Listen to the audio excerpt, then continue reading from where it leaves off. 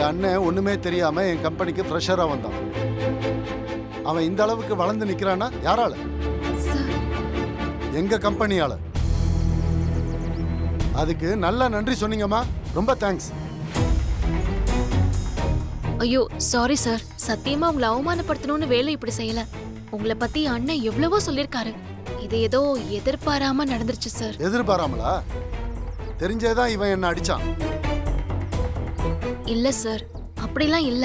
நான் சேரனோட பாஸ்னு அத்தனை முறை சொன்னேன். ஹலோ, நீங்க பாஸ்னு சொன்னீங்க, ஆனா சேரனோட பாஸ்னு சொல்லவே இல்ல. அப்படியே இருந்திருந்தாலும் உங்க மேல நான் ஒன்னும் கோவத்துல கை நீட்டல. அந்த இடத்த இலவச ஹாஸ்பிட்டல் கட்ட தான் வாங்க நினைச்சோம். சும்மா ஒரு 500 ஸ்கொயர் ஃபீட்டை வச்சுக்கிட்டு எவ்வளவு பெரிய நல்ல விஷயத்தை தடுக்கிறீங்க. யாரு நீங்க? நல்லது பண்றீங்களா? நான் என்ன காதுல பூ வச்சிருக்கேன்னு நினைக்கிறீங்களா? இலவச ஆஸ்பத்திரி யாரு? உங்க குடும்பம். நல்லா கட்டுவீங்க. சக்தி, அந்த ஆளை பார்த்து பேச சொல்லு. என் குடும்பத்தை பத்தி யாருக்கும் பேசுறதுக்கு தகுதி இல்ல. ஏய், நான் அப்படிதான் பேசுவேன்.